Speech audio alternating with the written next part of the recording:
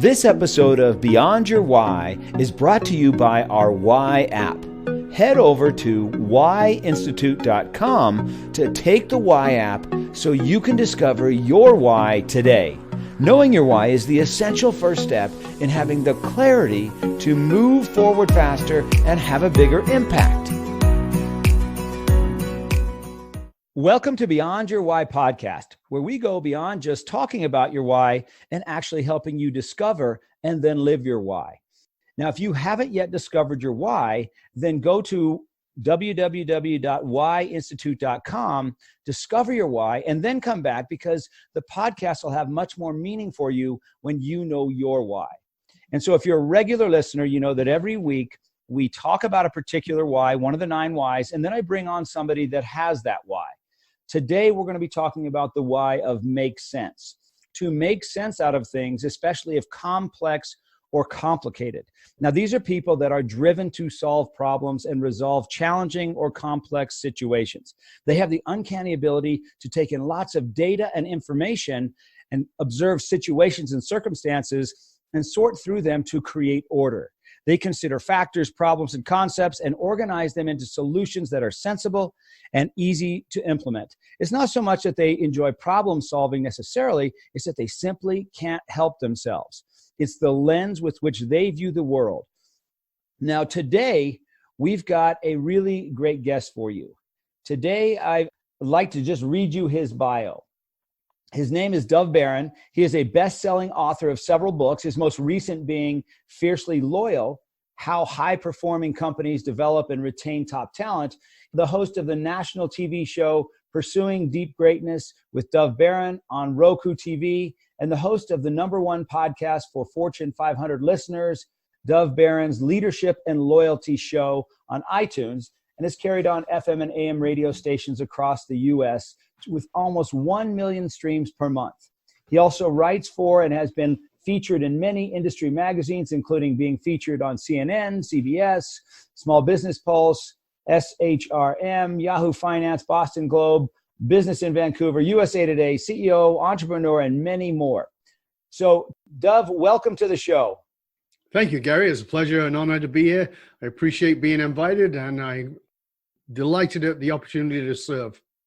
So, Dov, I just read your short bio, and I've read your long bio before, and it's almost 2 pages. So there is a lot to talk about. And I had your assistant shorten that for me so we could have some things to talk about. But give us a little of your background. How did you get into coaching? How did you get into writing books? Tell us a little bit about you. The short Reader's Digest version is that I was a weird, wacky, and very unusual child that freaked my mother out, and she thought I might be possessed. So she shipped me off to the rabbis, and I began my studies when I was about 7 or 8 years old. It started there. By the time I was 11, I taught myself prana yoga, and then carried on studying metaphysical studies, and then at 21, began to travel the world to study with different spiritual masters. So I studied Vedanta, which is Hindu philosophy, Buddhism, the Tao, Gnostic Christianity, Coptic Christianity, and Kabbalah. And so I studied all those. It was very interesting to me. While I was studying those, I was also running businesses. In the UK, I ran businesses on 3 continents, in the UK, in Canada, and in Australia. And then from that, going on from the metaphysical studies, I started studying psychology because I found there was a lot of spiritual people who could tell me what way my chakra was spinning, but they couldn't hold down a job. So I started studying psychology, became a counselor and a therapist, family counselor, family therapist. That got on my nerves because I didn't like people whining. So I started studying this, what was then called, back in the 80s, the early 80s, the psychology of excellence, which today is called leadership. I studied that and got really into the depth of what that was, which was excellence of psychology. And then found out that there was a lot of people who had a lot of excellence who were missing something. They found that something was missing, and they seemed spiritually dehydrated, we'll use that term. Then in 84, I stumbled into quantum physics and started studying that. And eventually wrote a thesis on the intersection of quantum physics, metaphysics, and psychology called Personal Emotional Resonance Fields. And in 84, the same year, I got invited to speak for a national menswear company of all things. That was the beginning of my speaking career. And I've been working with high-level individuals who are CEOs, athletes, entertainers, high-level entrepreneurs, etc. Since then, speaking around the world on stages around the world, and started writing after some major events in my own life in the early 90s. And I think I'm on my 13th or 14th book. I'm not sure which. Yeah. Something like that. That's the Reader's Digest version. Sounds a bit over the top, really. I was a bit kind of like, ooh, I don't know. How can we shorten this? So let's go back. When you were very young and you said you started looking into the metaphysical world, why did you start on that path? What got you going in that direction? As I said, my mom originally thought I was possessed because the reason was because I was an artist as a child. And my mom's favorite entertainment for her friends was to say, sit down and let Dov draw you. And I would draw them. And I would take a long time to do that. And I'd be about halfway through and they'd always want to have a look. And they'd look and they'd go, oh my God, that's so great. And I'd say, well, it's not done. And they'd go, it looks done, sit down. And I'd finish. They always liked the halfway version because in my mind, this is not saying the truth, but in my mind, the first half I was drawing them, and the second half I was drawing, quote unquote, what I saw as their soul. And so invariably, growing up in a ghetto environment, which is where I grew up in abject poverty, surrounded by crime and violence and addiction, needless to say, when I draw the soulful side of people, that wasn't quite as pleasant. And my mom thought I was drawing demons, and that's why she shipped me off to the rabbis. So wow. That was the beginning of the metaphysical journey. What did the metaphysical journey represent to you? Why would you pick that path? I mean, what did it mean to you that what were you looking for? Were you trying to figure out life? What were you doing at that age? Oh, it was very simple. Even from a young age, I was very clear, this isn't it. This, as it appears, is not it. Even when I got to being probably 10 or 11 years old, I remember clearly being in the living room while a conversation was going on between my aunt, my uncle, and my mother, and looking at these people who I considered to be very smart, particularly my uncle, who was very intelligent, and thinking, why do smart people do such dumb shit? I just was fascinated by it because I, as a kid, could work out what they were doing. I could see that they were repeating a pattern. And so for me, there was this understanding of there is something beyond the veil of what we call reality, and I don't know what it is, but I have got to figure it out. And then beyond the intelligence of a person who was very capable of working out very complex things, like my uncle, who would repeat doing stupid things at a personal level. So it was this always wanting to know below the surface. And that's why, like I said, it took me into 3 realms. It took me into the metaphysical, it took me into the psychological, it took me into the quantum physical, because I wanted to get below the surface. And out of that was this desire, and it's always been there for me, to then share that with others. Like, here's what I found. Take a look at it and see if you can see the same. And then see if you can reflect it on yourself. And invariably people could see the same, but they could not usually reflect it on themselves until years later, and I perfected the work that I was doing. It's interesting, as I hear you speaking, you're the perfect example of the why of make sense. I mean, you've spent your life trying to make sense out of this thing called life and what's beyond it or what's deeper in it. And you started at an amazingly young age. I mean, most people don't have the ability or the cognitive ability at that age to even think that way, but somehow you did. And you credit that to your parents. How were you able to do that at such a young age? It was an inherent deep desire, number one. Number two, it was without doubt growing up in an environment that was absolutely the polarity of that. Where I was supposed to get a job with a pension and shut up, get married, and do what everybody else did. And there was nothing about that was inherently true for me. And I just knew that. I always knew that with every fiber of my being, that I was born in the wrong place. And that doesn't mean I was born in the wrong place, literally. It just felt like I was not going to buy into the package that I was being sold. It just didn't appeal to me. It didn't make sense to me. There was no part of it that I wanted to have anything to do with. So if you were to go back even farther, was there a time in your life, even before that, where you were forced to make decisions quickly, where maybe something wasn't stable, maybe one of your parents wasn't stable, or the situation wasn't stable, where you didn't know what was coming and you had to be on your game, ready to make a decision, ready to move fast at a moment's notice? That was what you just described my life. Yeah. That was exactly how I operated. So when I was 7 years old, I came down the stairs into a long hallway that led out to the street. And the door was open. It was summertime, and a large figure was blocking the light. I knew that was my father. And he was walking out towards the door, and I just intuitively knew something was wrong. And I shouted, "Dad, Dad."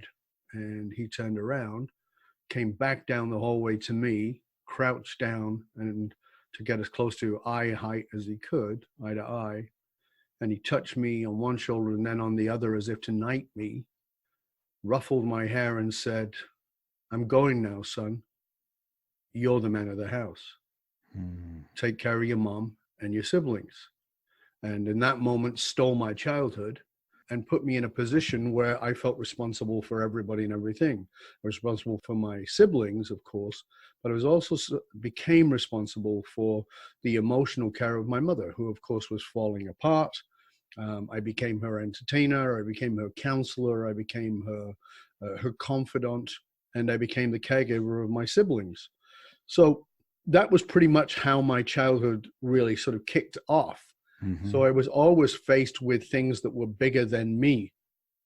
And my life has been about that. It's been about stepping into things that are far bigger than I can cognitively cope with, where I've written a lot about and done many videos on imposter syndrome and how I lived my life from a place of feeling like an imposter. But it's a horrible curse and very painful to live with. But at the same time, it was also the fuel. Because if I'm an imposter, I have to find a way to get better at. I have to find a way to learn and learn fast. And that's what I had to do as a kid. And that's what I continued to do. Mm-hmm. Yeah, you were forced to be the one people went to when they had issues, problems. You were the guy at a very young age. It's fascinating because I had this conversation with somebody a few years back. And they were saying, what was it like at school for you? And I said, I was a pretty lonely kid most of my life because I was a weirdo. I did not think the way other kids thought. But it was fascinating that even the kids that I didn't get along with or I didn't have a relationship with would always seek me out for counsel. Mm-hmm. I was this counselor from being a small child. And I can remember being 12 years old at the first year of high school, and I went to a different school than I'd gone to before. And this was the first time I'd not gone to a secular school. I'd gone to a school that was in my own faith. And all the kids around me were wealthy. There was only 4 of us in the school who were poor. 4 kids. And we were the 4 kids that hung out together. And the wealthy kids wanted nothing to do with us, except when some form of shit was going down. Mm-hmm. And these kids would seek me out and would always ask me for counsel. I can clearly remember saying to my mom, "Why do they come to me?" I didn't understand. Why do they come to me? But inherently, they knew that I would give them some perspective or insight. So it was always there. Mm-hmm. So for those of you that are listening to the podcast that have the why of Make Sense, I'm sure that Dov is speaking your language, because that's exactly what you do as well. And it's fascinating, Dov, for the rest of us that don't have your why, how fast I'm sure you were able to solve problems for people. They could come and just really dump all their stuff on you. And this has been your whole life, I'm sure. They can just dump everything on you and you can sit and listen and say, "Okay, I got it. I know what's going on. Let me help you understand it so that you can move through it or around it so you can move forward." So you help people move forward by helping them solve their problems, typically very fast. Yeah, very fast indeed. And that's what I do, like I said, with high-level individuals, but I also do it with companies and organizations in how to define their leadership and their culture in ways that cut through. I've often been described as somebody with a laser beam. I just cut right through, and I also don't sugarcoat it. So like, here's what is clear to me. You can listen to me or not. That's totally your choice. But here, you asked me for what I see. This is what I see. Here's why. And my ability to connect things that they've never seen the connection to is what really makes people go, oh my God, I never would have thought that that was driving this. Mm-hmm. It is. So let's go into that. Tell us how your brain works for solving a problem. Good luck. Yeah, good luck, right? Because it's fascinating that you're able to. So I have my own version of what I think happens in your brain, but I would love to see if you have some insight into this as well. When you're tasked with helping someone solve a problem, very complex, very complicated, what happens to you? How do you solve that problem so fast? How are you able to move through it so much quicker than I can? Well, I don't know that that's true because I don't know how you do it. But for me, what I know is that I understand something that most people do not understand, and that's called primary drivers. Primary drivers are not a part of traditional psychology at all. So primary drivers are connected to quantum fields, and they interact with that quantum field. Again, now we're back to the intersection of quantum physics, metaphysics, and psychology. So if you know the primary driver of an individual, which is what is it that's at the deepest possible level of this person that has them pursuing or driving towards something, even if it doesn't make sense. And if it doesn't make sense to me as the outsider, I will look at it and see 2 + 2 equals a giraffe, or 2 + 2 equals anger instead of 4. And my ability is to find out what that giraffe is, to find out what that 22 or anger or whatever it is that they have as their equation. So I'm always looking for what is that primary driver. I'll give you an example just so you understand, because as you know, my work is what we talk about in our work is your why beyond your why. So we're not talking about the why in the way that most people think about it at all.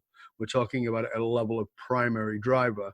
And that's what my latest book that's coming out is on. It's called One Red Thread. So I'll give you an example of it. A good friend of mine, a very high-powered individual in the world of branding. He and I were having a conversation, and we were talking about these primary drivers. And he's like, I just don't understand that. And I was like, okay, I get it. I understand that. And I said, here's what I want you to understand. Your purpose, not your why, but your purpose, which is below your why, your purpose is run by your primary drivers. And he goes, okay, but I still don't get it. And I said, well, your purpose doesn't come from your passion. It doesn't even come from your abilities. You may have developed abilities out of it. You may even be passionate about it, but it's not driven by that. And he goes, then what's it driven by? It's driven by your pain. Your purpose is always driven by your pain. And he goes, okay, well, and he said to me, he's a very bright, he goes, I got to tell you, I'm really resistant to that. And I go, okay, that's fine. You don't have to believe me. I'm not attached to it, but that's what I see. And he goes, so can you show me that in me? And I said, absolutely. What do you do for a living? He goes, I'm in branding. I go, no, that's what you do, but what do you actually do? And he goes, well, I show people how to really stand out. And I said, absolutely, you do. That's your number one thing, right? And he goes, yeah, I can make anybody stand out above the noise of the crowd. I go, that's fantastic. Tell me, what was the number one pain you felt as a child? And he started to cry. And he said, I was an invisible brown kid. I go, exactly. Your primary driver is to be seen. And when you step into your purpose, you solve that for others. You heal others by healing yourself. You heal yourself and you learn how to heal others. So as a result, now you're being seen. You've always been in the background doing this for everybody else. He's worked with people who are insanely famous, but nobody knows his name and didn't until recently. Now he's finally stepping into the healing of his own wound. And as he steps into that, he starts to fulfill his purpose, his deep psychological purpose, which is the why of his why, stepping into his primary driver.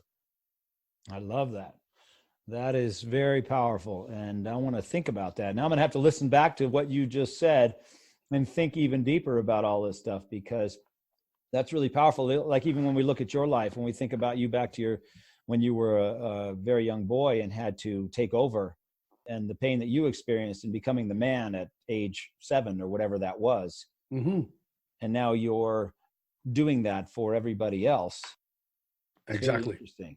It's always the driver. Yeah. And I don't want to lose this thought that we were talking about before, because I really am curious about how the make sense brain works, because what you told me was accurate, but you also had that ability when you were 7 years old and 9 years old, when you had no idea what primary drivers were.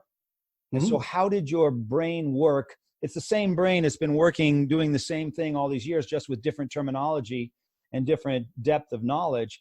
But even when you were very young, you were the problem solver. Like you said, you were the guy that these rich kids came to help them solve their problems. Mm-hmm. How did you do it at that stage and at the stage you do now? What happens what are you seeing as people are telling you their problems? Oh, okay. So this is a very easy answer, but I'm going to explain it in a simple metaphor. I think you know, Gary, that a few years back I spoke at the UN in the State Department about the far-right radicalism, the radical neo-Nazis and such. And I was invited to speak there with another guy by the name of Tony Mack. And the reason I was invited to speak with Tony is because I de-radicalized Tony.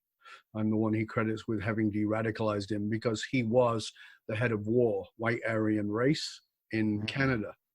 I didn't know his background, but he came and took one of my 2-day trainings without, and again, still didn't know any of that background. And then a friend of his bought him an hour with me, and we sat down for the first 15 minutes. And I said, okay, we've shot the shit here. Let's get to, why you're really here. Because my time's not cheap. So you don't want to waste this time. And he looked at the carpet as if, he was going to find the answer in the weaves of the rug. And I said, Tony, and he looked up at me and swallowed a couple of golf balls. And then he began to tell me about being a neo-Nazi, the levels of shame he felt for it, because he knew that it always pushed people away, understandably. Mm-hmm. And I got a big grin on my face. And he looked up and saw this and got mad. I said, what the F are you laughing at? And I said, you do know I was born Jewish, right? Mm. And he started to laugh and he said, oh, shit, the irony. And I said, absolutely, absolutely. And so I'm telling this story on stage at the UN. And the lady who was running the panel said, how could you, a Jew, serve and help somebody who'd been a neo-Nazi, somebody who would have willingly supported the annihilation of everybody like you? And I said, that's easy. And she said, what? I said, because nobody ever sits in front of me who's not me. Mm. And she goes, what do you mean? I said, that's what I've always had the ability to do. I've always thought, this is the mirror. I don't live in the world, I live in the mirror. Everything is reflecting back some part of me. And she said, well, yeah, are you telling me you were a neo-Nazi? I said, absolutely not. She goes, then I don't understand. I said, what I saw in him was a highly intelligent, highly articulate, highly creative, wounded little boy who needed significance. I've been that boy. Mm-hmm. I knew what it was like to be that man. And from that place, that level of rapport and compassion, I could have empathy for him, not for his behavior, because I understood that his behavior was not who he was. And that is the way I've always thought. This is me in front of me. And my job is to find out how they are me, because that's how I can actually help. Mm. So the little boys that came to you at age 10, you put yourself in their place? Always. I would always go, how are you like me? And it was interesting because everybody who showed up appeared to be very different. As I said, I was one of 4 poor kids in an entire high school. But I would look for how you like me. Mm-hmm.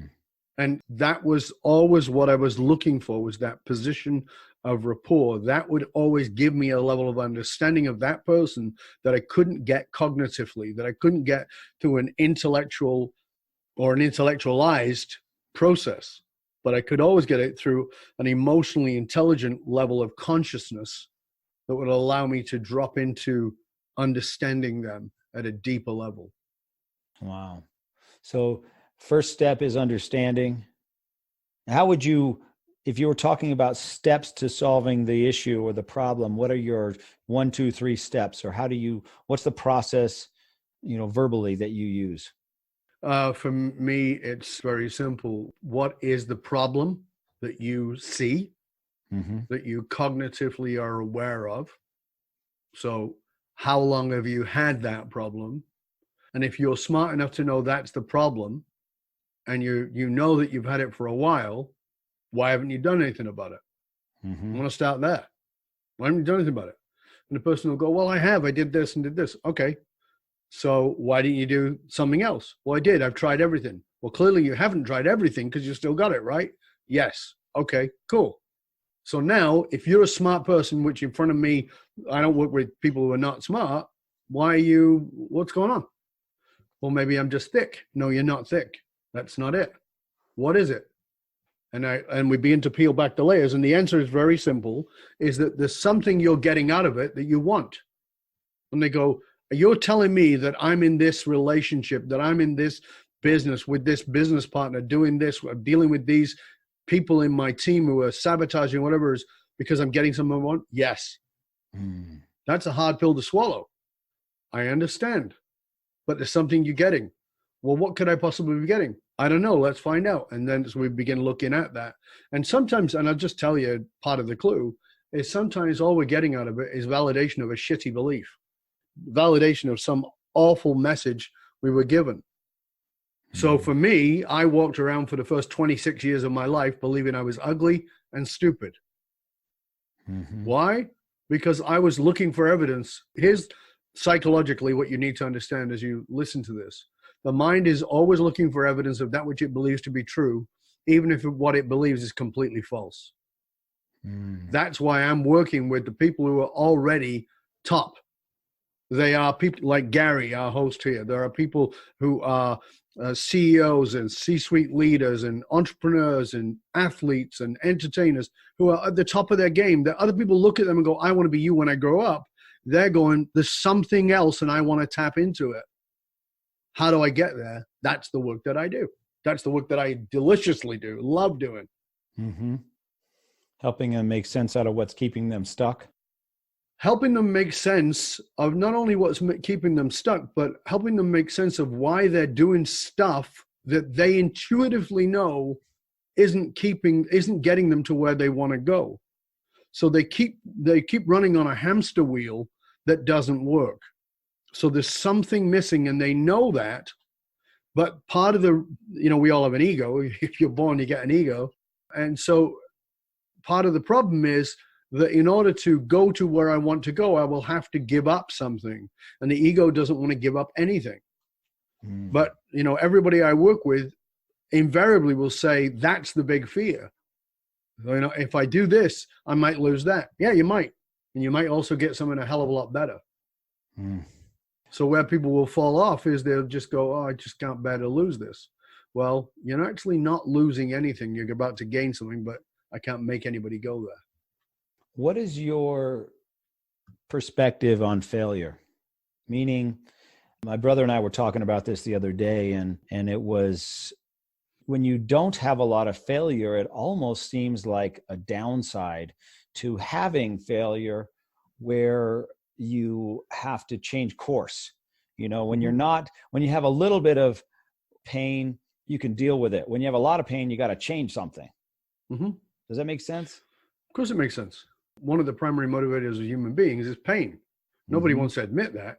Everybody thinks that what they're actually doing is chasing love and chasing joy and chasing happiness. No, you're not. So the thing about it is, at a psychological level, this is not my opinion, this is psychology, human beings are motivated by two primary forces, pleasure and pain. So the pursuit of pleasure and the avoidance of pain. And pain is the number one motivator, not pleasure. We think it's pleasure, it's not. It's pain. We want to get away from pain. So what that means is the ego mind makes up that this, whatever this is, could be more painful. This change could be more painful. So we run language patterns like, better the devil you know. That's a terrible language pattern. That's absolute nonsense. Well, you may be living with the devil. Well, what if you're living with the angels afterwards? You know, oh, well, you know, but it could be worse. Yeah, well, my friend is, you know, they're in the, so what? What has that got to do with anything? You have to step into being courageous. And this is what it is. You see, one of the things we're lacking is courage. And here's, you know, bringing it back to what you're saying about failure. You know, everybody's talking about fail forward and failure's good. No, it's not. It sucks. Failure sucks. I know I've failed a lot. It sucks. And it doesn't suck once. It sucks every time. But it builds resilience. See, the failure is not what kills you. It's staying down. That's what kills you. You're going to get knocked down. Life is going to beat you to the canvas over and over and over again. And if you don't have a damn good reason to get up, then you'll stay down. And until you find your purpose, until you find your primary drivers, then when you get knocked down, it's going to be a long time for you to get up. And maybe somebody will help you, and maybe you won't get up, and maybe you will. I don't know. But what I do know is that when you're tapped into your purpose, why you are actually here on the planet, when you get it into that, it's like, okay, I need to find a new route. That sucked. I am in pain. I want to quit. Every fiber of my being wants to quit, but I'm not going to. Believe me, I know I fell 120 feet off a mountain and got smashed to pieces and died 5 times in the process. I know what it's like to come to the end and want to give up. I was in a very dark and suicidal depression, so I fully understand it. How did you change that? How did you pick yourself up? From wanting to be suicidal? Yeah. Very simple. Exactly what I just said. I dug in to find my purpose. That was what I had to do. It was the only option. I had to dig in and find my purpose. So what people don't realize is that before I fell, I was very successful. I'd already been speaking for 6 years. I was already traveling the world. I was already in newspapers, magazines. I had all kinds of great success. You know, I had a big American car, which was the personification of success to a poor kid from the UK. So, you know, I'd made it. But it was something I was missing, and I was an adrenaline junkie. So when I got smashed up, people would say to me, "How you doing?" I'd say, "I'm great. I'm coming back." And by the way, that was saying that with my jaw wired closed. But the truth of the matter is, in life, there is no back. There is only forward. That was a big fat lie. And it was coming out of my ego of wanting to stay the same. And I would go out with my friends while I was in my recovery, and they would be laughing and joking, and I couldn't laugh and joke. And I'd feel like, oh my God, you know, I'm never going to be okay.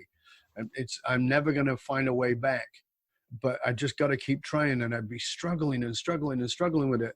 And then I went out for a night out with my mates, and I had a great night. And I actually left, and I thought, oh my God, I can make it back. Okay, I can make it back.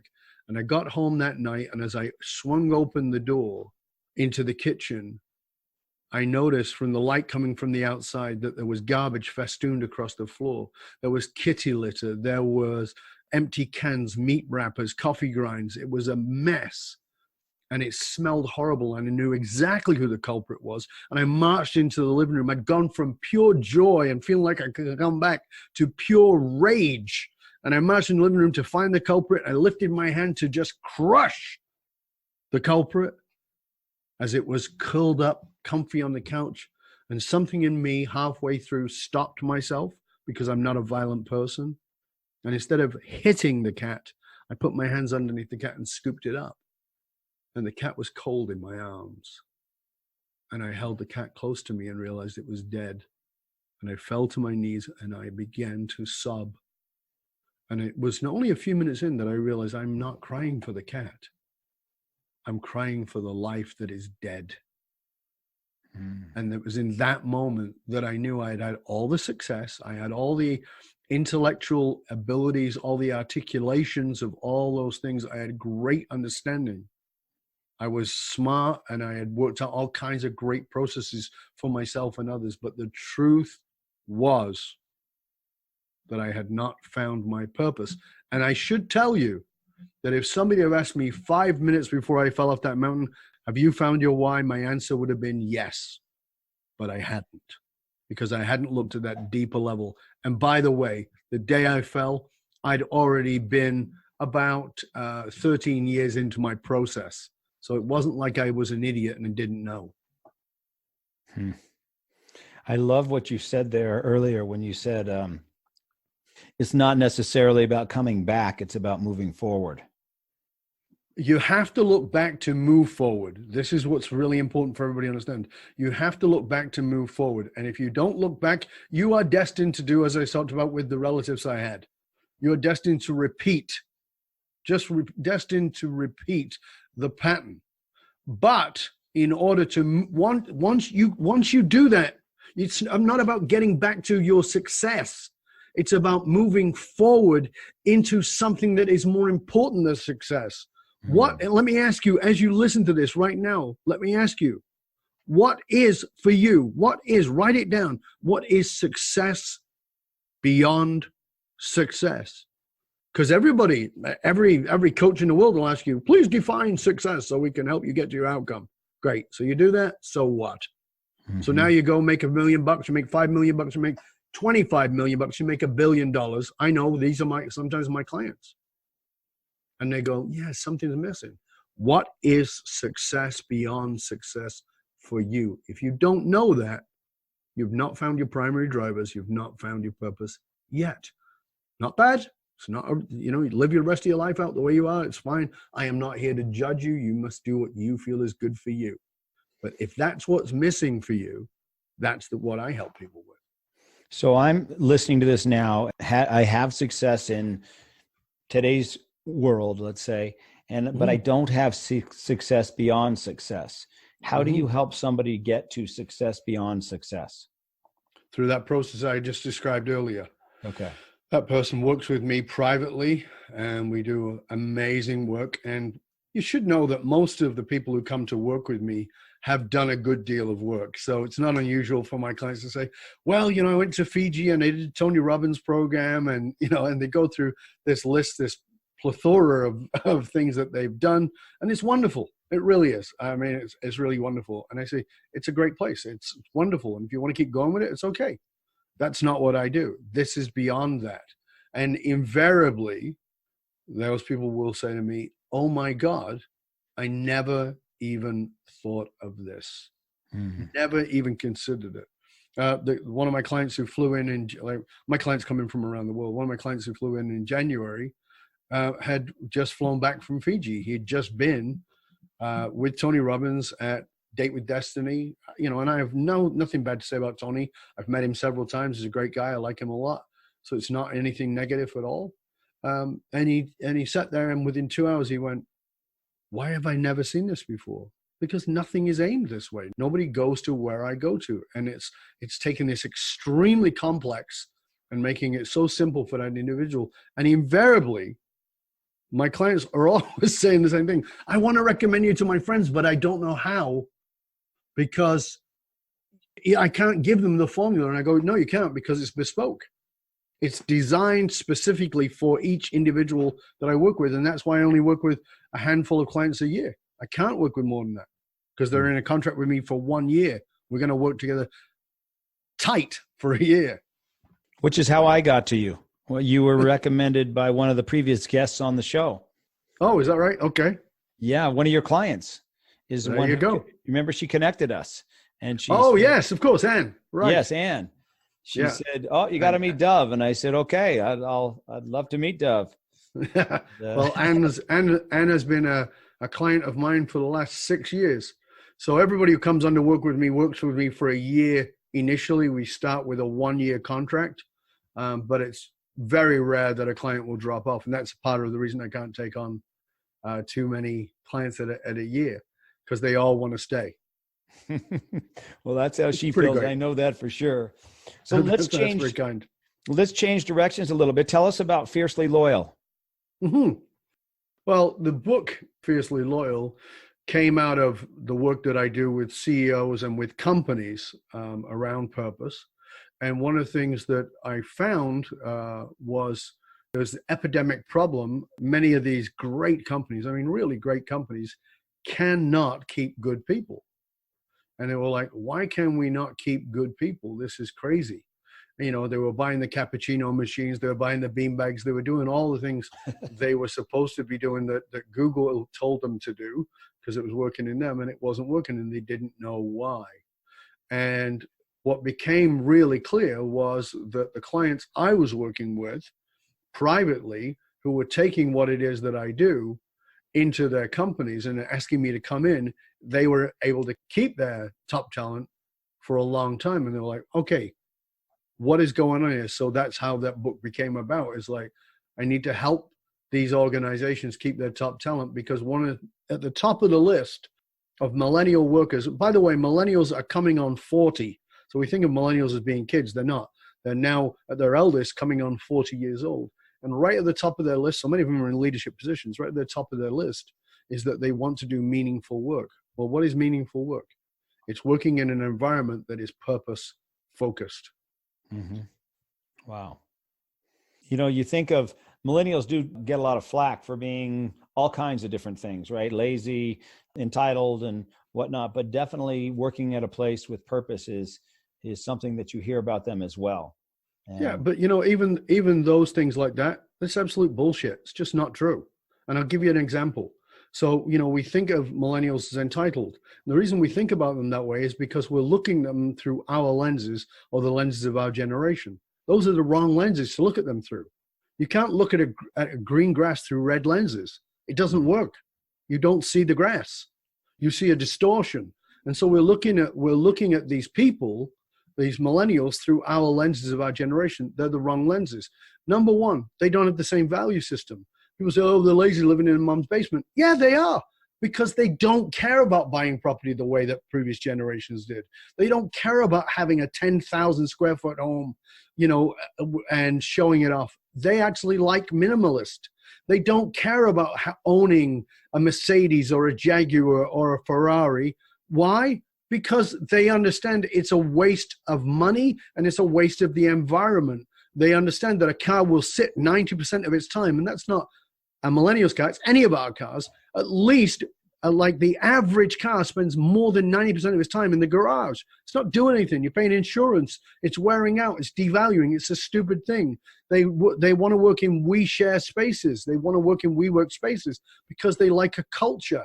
They're not looking for work-life balance because they understand it's nonsense. It's failed miserably. It's bullshit. It doesn't work. There is no such thing as work-life balance, but there is such a thing as work-life blend. What they understand is that I want to work with my friends. I want to work with people I'm around. And the whole idea of entitlement is absolute nonsense, and here's why. Millennials volunteer more of their time than any previous generation has. They volunteer. They work on projects with other people without any pay.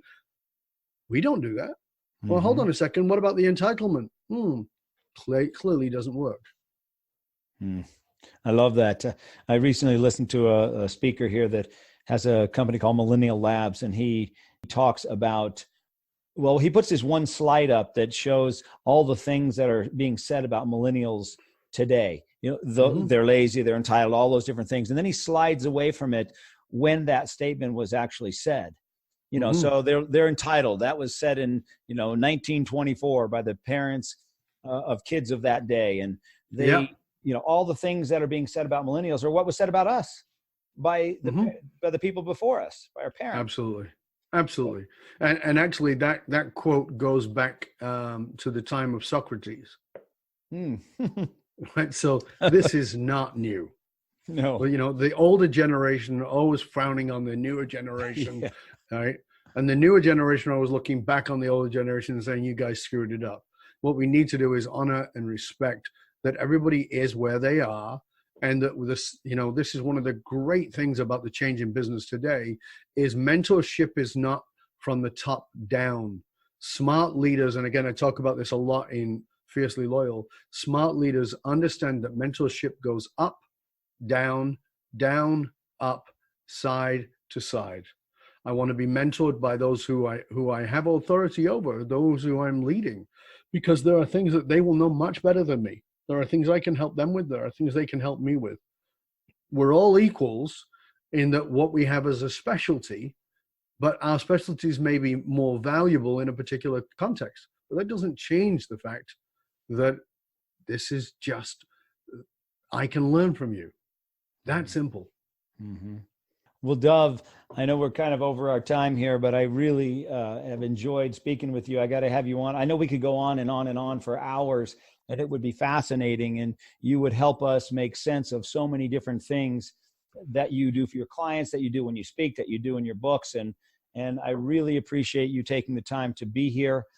If people would like to get a hold of you, they'd like to connect with you to see if you could come speak at their events, or they'd like to work with you as their coach, if you have space for them, how should people get a hold of you? Thank you, Gary. I appreciate you mentioning that. The simplest, I mean, really, DOVBARON. You can find me if you Google that. You will find hundreds upon hundreds of pages because I have a big presence on social media. You can certainly find me at my main website, which is fullmontyleadership.com. fullmontyleadership.com. There you can find out about the programs that we offer, the books that I offer, the online programs. You can find out about my podcast, the Leadership and Loyalty podcast. You can find out about my YouTube channel, which has over 700 videos on it. You can find the icons, which are all the articles. And again, there's around 600 or 700 of those in there. All the different ways to connect with us. Again, YouTube, LinkedIn. Please reach out to me through LinkedIn. Twitter, Facebook, etc. I'm all over those places. And by the way, I'm going to say one other thing to you, and that's this. As you're listening to this, Gary puts together this program for you, brings you wonderful guests so that you can learn. And guess what? The problem with a podcast is it's kind of one way. We don't know if you get anything out of it if you don't tell us. So what I want you to do is I want you to go rate, review, and subscribe to Gary's show, to this podcast. I want you to do that, but I also want you to write to Gary and write to me. You can CC me. My private email is Dov, D-O-V, at DOVBARON.com, Dov@DovBaron.com. Write to us both. Tell us what you got out of this, and more importantly, what are you going to do with it? That's what matters. Information is worth the hole in the donut. Transformation is the application of what it is you learn. Write to us both. Tell us what you're going to do with this, how you've learned from it. And if I can personally help you, now you have my private email. I'm here on the planet to serve. If there's something I can do, then reach out to me. That's awesome, Dov. Thanks again. I really appreciate it. And you have a great rest of your day there. Thank you.